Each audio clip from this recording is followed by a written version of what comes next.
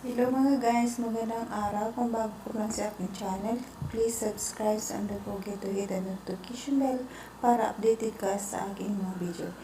Ngayon guys, ito bigyan natin ng reaction video itong group dance ng mga angels.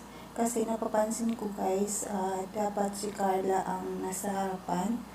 Dalawa sila ni Piniel kasi si Dara matangkad. Kahit sa likod siya, makikita din naman ang kasi matangkad siya, dapat dalawa silang Biancy at saka si Dara nasa likod at saka si Carla at saka si Piniel dapat nasa harapan kasi si Carla siya talaga ang interaction sa palabas na ito kasi siya ang inaabangan ng mga viewers. Kaya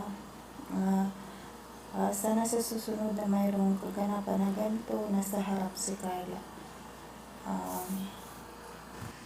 Ito guys, opinion ko lang ito guys. Ito lang ang napansin ko kasi si Carla talaga ang inaabangan ko dito.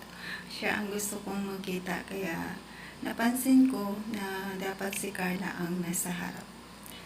Yun guys, yun lang ang aking reaction sa video na to. Pakisuporta